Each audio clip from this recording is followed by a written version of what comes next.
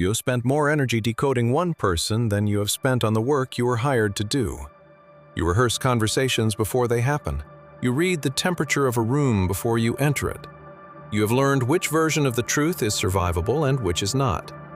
And somewhere in that process, you arrived at a conclusion that feels obvious and is almost entirely wrong. That your manager is simply a broken person, irrational, cruel by disposition, an accident of character you were unlucky enough to report to.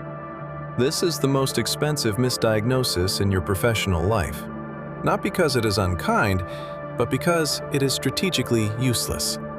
A personality cannot be managed. An incentive can. Consider the scale of what you are calling individual pathology. 90% of employees report that their manager influenced the decision to leave a role. Citations of management style as the reason have climbed from 37% to 58% in under a decade. More than a quarter of professionals have watched a superior absorb credit for work that was not theirs. These are not the statistics of isolated bad actors. This is the signature of a system functioning exactly as designed. When a behavior recurs at this density, across this many industries, under this many different individuals, you are no longer looking at character. You are looking at structure. Sit with what that means, because it inverts your entire strategy. If the conduct is structural, then every hour you have spent trying to be likable enough, useful enough, or quiet enough to earn better treatment was an hour spent negotiating with the wrong variable. You were appealing to a person. You were standing in front of a position. The exit interview is the only honest meeting most companies ever hold, and they schedule it on the way out, when the data can no longer cost them anything. So set the question of your manager's character aside. It is the wrong question. It generates grievance, and grievance is not leverage. The correct question is colder and far more useful. What is the incentive structure this person is responding to, and what would it cost them to behave differently? To understand why the seat produces the behavior, look at the oldest records we have of power, not for comfort, but for pattern. The Greeks encoded it as a law of succession. Uranus, the first sky sovereign, is overthrown and mutilated by his son Cronus. Cronus, having seen precisely how a father is removed, devours each of his own children at birth to prevent the same fate. And Zeus, who escapes and overthrows Cronus in turn, swallows the goddess Metis whole when he learns she may bear a child greater than himself. 3 sovereigns, 3 different temperaments, 1 identical act. The Greeks were not describing 3 cruel individuals, they were describing a seat, a position of absolute and permanently threatened power that produces the same defensive behavior in whoever occupies it. The threat came from below, and the throne demanded the same response every time. The Mahabharata records the other direction of pressure. Bhishma is the most honorable figure in the epic, disciplined, self-denying, revered. He has taken a vow that binds him in absolute service to the throne of Hastinapura. And when civil war comes, that vow places him on the battlefield against the Pandavas, the very heirs he raised, whom he loves, and whom he knows to be in the right. He fights them regardless. He says of himself that he is a slave to the throne, that his allegiance is owed to the seat, never to the man who sits in it, and never to his own conscience. The pressure on Bhishma does not rise from a rival beneath him. It descends from an obligation above him that he cannot defy. Hold those 2 figures together, because between them they describe almost every manager you have ever feared. The threat from below. Defend the position against anyone who might expose it or replace you. The pressure from above. Serve the principle you are bound to, even when it means turning on the people who trusted you. Your manager lives at the intersection of both vectors and is rewarded for navigating them, not for protecting you. This is not confined to myth. Rome documented it in daylight. Tiberius, the second emperor, began as a capable and disciplined administrator. But the structure he inherited, absolute power, permanently exposed to conspiracy, rewarded paranoia, and punished trust. An entire informer economy, the delation system, assembled itself around him. Men were paid and promoted for feeding the emperor's fear, for naming threats both real and invented. Tiberius did not need to read every private letter. He only needed it understood that he might. Your manager has never read your private messages either, and the effect on your behavior has been identical. The competent man did not become a monster by temperament.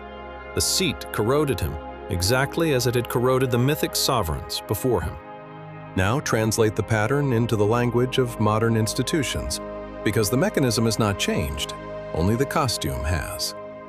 The discipline that names it precisely is principal-agent theory. Your manager is an agent. They serve a principal, a superior, a board, a quarterly number, a single person whose approval determines their survival. And here is the structural truth that grievance obscures.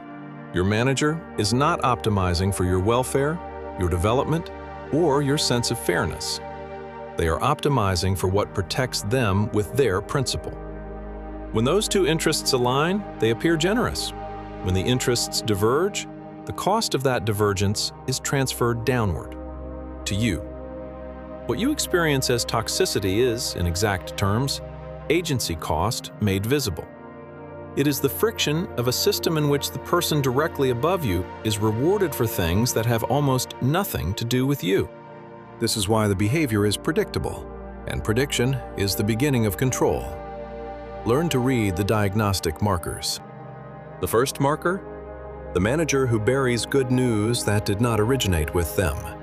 A result you generated is a threat to their narrative of indispensability, so it is minimized, delayed, or quietly reattributed. This is the credit absorption scenario you have already lived. More than a quarter of professionals have watched it happen. It is not pettiness, it is capital preservation. The manager protecting the one asset that secures their position, which is the perception that value flows through them. The second marker, the manager who is generous in private and defensive in public. Warm in a one-on-one, then unrecognizable the moment their own superior enters the room. You have not met two people.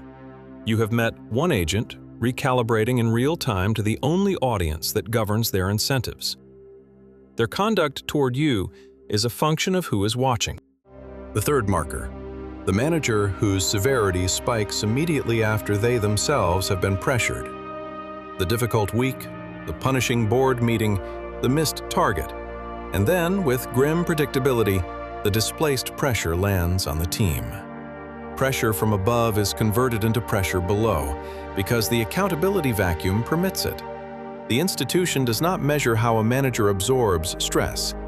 It measures the number. Watch how cleanly the markers compound in practice. A director leaves a quarterly review, having been told their unit is underperforming.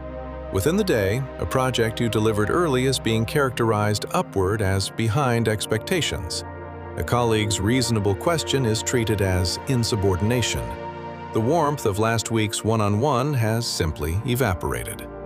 Nothing about you or your work changed. The manager's exposure to their own principle changed, and the cost of that exposure was routed to the nearest available surface, your team.